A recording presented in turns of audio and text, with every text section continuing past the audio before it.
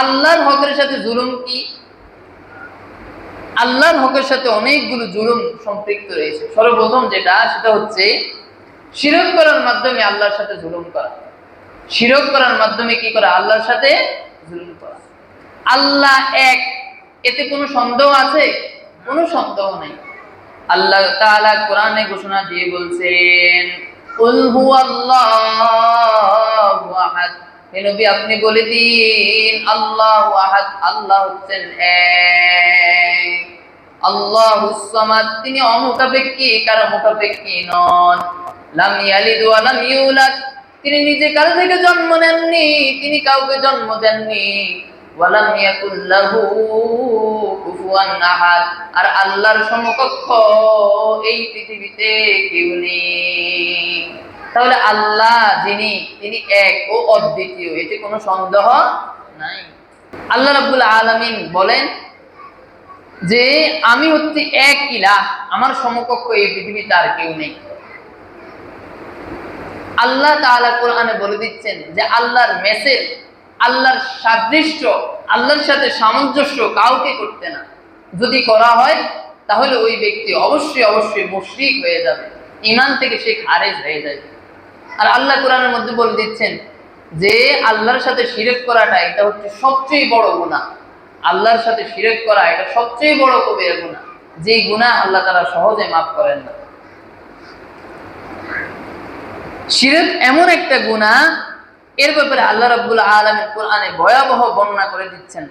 আল্লাহ রাব্বুল আলামিন বলেন, আল্লাযীনা আমানু ওয়া লাম ইয়ালবিসু ঈমানাহুম বিযুলমিন উলাইকা লাহুমুল আমনু ওয়া হুম মুহতাদুন। আল্লাহ বলেন, যারা ঈমান এনেছে এবং নিজেদেরকে জুলুমের সাথে মিশ্রিত করেনি, তাদের জন্য রয়েছে উলাইকা লাহুমুল আমন, তাদের জন্য রয়েছে নিরাপত্তা, স্বস্তি, ওয়া হুম মুহতাদুন, আর তারা হেদায়েত প্রাপ্ত হবে। আব্দুল্লাহ ইবনে মাসউদ রাদিয়াল্লাহু তাআলা থেকে একটি হাদিস বর্ণিত আছে, সাহাবায়ে কেরাম এই আয়াতটা শোনার পরে রাসূলুল্লাহকে জিজ্ঞেস করছেন, ইয়া রাসূলুল্লাহ, তাহলে আমরা কি আল্লাহর কাছ থেকে স্বস্তি পাবো না? আল্লাহর কাছ থেকে আমরা কি হেদায়েত পাবো না? রাসূল বললেন, কেন তোমাদের এমনটা মনে হলো? তারা বলতেছে যে এই যে কেবলমাত্র আপনি যে আয়াতটা তেলাওয়াত করলেন যে যারা জুলুম থেকে বিরত থাকবে, কারো প্রতি জুলুম করবে না, আল্লাহ তাদেরকে স্বস্তি দিবেন এবং তাদেরকে হেদায়েত দিবেন। তো এই পৃথিবীতে এমন কোন ব্যক্তি আছে যে ব্যক্তি জুলুম করে নাই? নিজের নফসের উপর জুলুম হোক, কোন ব্যক্তির উপর জুলুম হোক, এমন জুলুম কে করে নাই? নিজের নফসের উপর জুলুম মানে যে কোনো গুনাহ করার মাধ্যমেই জুলুম। রাসূলুল্লাহকে সাহাবায়ে কেরাম জিজ্ঞেস করতেছে যে এই পৃথিবীতে এমন কোন মানুষ আছে ইয়া রাসূলুল্লাহ যে জুলুম করে নাই? রাসূল বলতেছেন যে তোমরা যেমনটা ভাবতেছো বিষয়টা এমন না।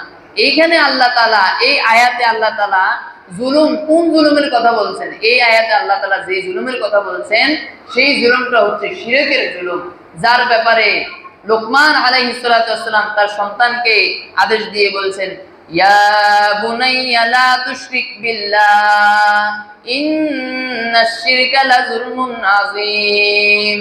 হযরত লোকমান আলাইহিস সালাতু ওয়াস সালাম তার সন্তানকে অনেকগুলো উপদেশ দিয়েছেন। তার মধ্যে প্রথম উপদেশ ছিল, ইয়া বুনাইয়া লা তুশরিক বিল্লাহ, ও আমার সন্তান, তুমি আল্লাহর সাথে কাউকে শিরক করবে না।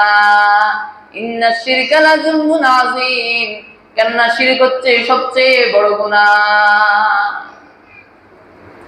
রাসূল কারীম সাল্লাল্লাহু আলাইহি ওয়াসাল্লাম যখন সাহাবীদেরকে লোকমান আলাইহিস সালাতু ওয়াস সালামের এই আয়াতটা তেলাওয়াত করে শোনালেন, তখন সাহাবায়ে কেরাম বুঝতে পেরেছেন যে আয়াতের মাধ্যমে পূর্ববর্তী যে আয়াতটা নাযিল হয়েছে, এই আয়াতের মধ্যে আল্লাহ তাআলা জুলুমের ব্যাপারে যে বলেছেন, এই জুলুম বলতে আল্লাহ তাআলা বুঝিয়েছেন শিরকের জুলুম। তাহলে দুনিয়ার মধ্যে জুলুম এটা দুই রকমের হইতে পারে, একটা হচ্ছে আল্লাহর সাথে জুলুম, আর একটা হচ্ছে বান্দার সাথে জুলুম। আল্লাহর সাথে জুলুমের মধ্যে অনেকগুলো বিষয় আছে, তার মধ্যে প্রথম যে বিষয় সেটা হচ্ছে আল্লাহর সাথে শিরকের জুলুম। আল্লাহর সাথে যেই ব্যক্তি শিরক করবে সে অবশ্যই জুলুম করেছে। আল্লাহ রাব্বুল আলামিন আমাদেরকে শিরকের গুনাহ থেকে হেফাজত করুক, সবাই বলে আমিন।